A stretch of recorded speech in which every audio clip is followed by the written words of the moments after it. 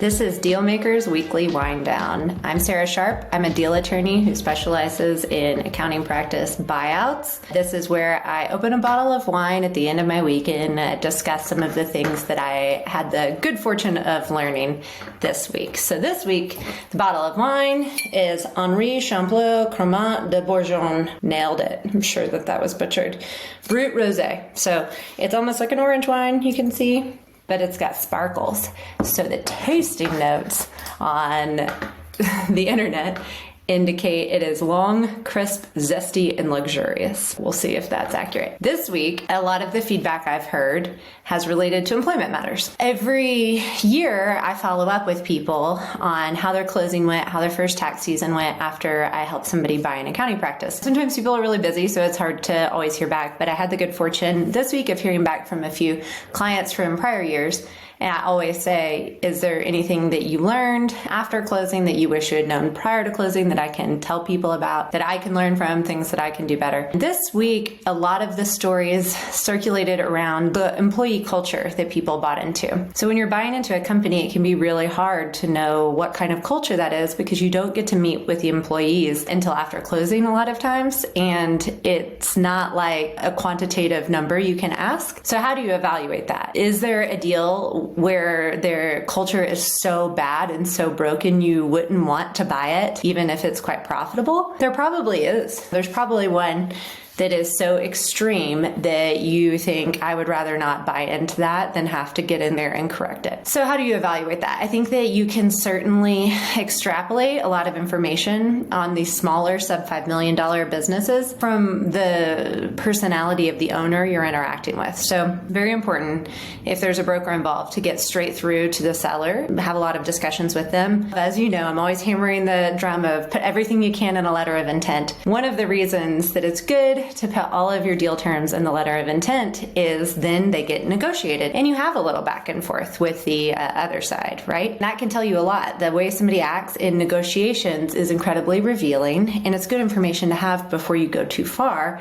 Because if somebody gets really angry or is acting really unprofessional or dishonest, then walk away. You know, that's not the company to buy. Nobody has a gun to your head to force you to buy this business. Also, it is indicative of probably a really hard place for employees to work. So what quantitative measures can you ask about that will give you some kind of read into employee culture?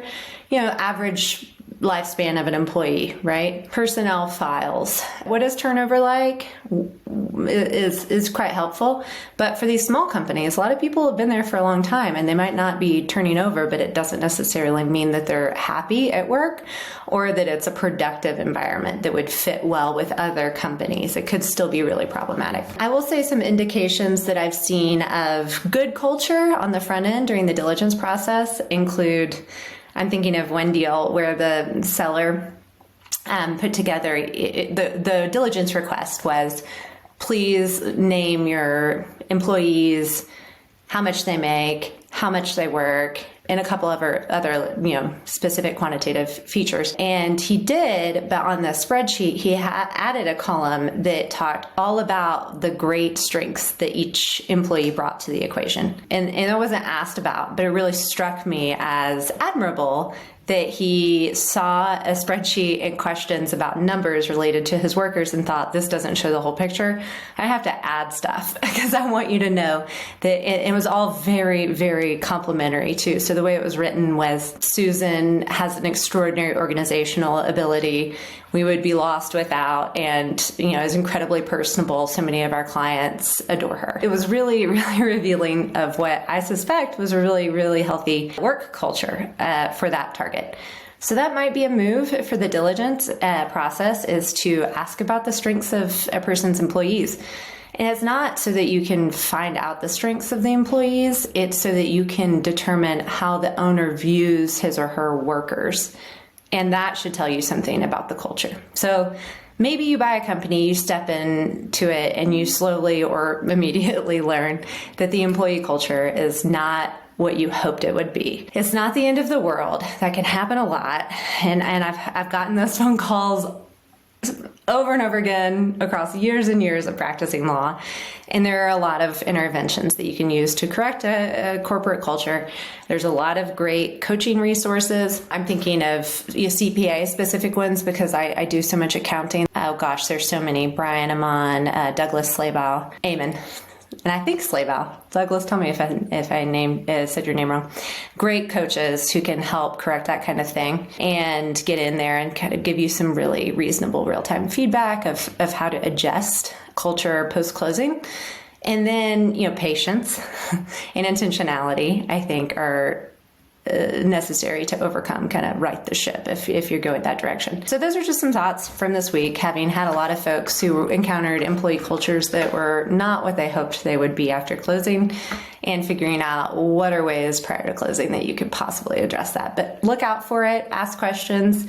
Hopefully the sellers let you meet the employees and you can get a sense of it. But if not, it's not the death knell of your company acquisition. You can still turn it around after day one. This has been my weekly wind down. I forgot to drink this a couple times, so I'm going to do it now.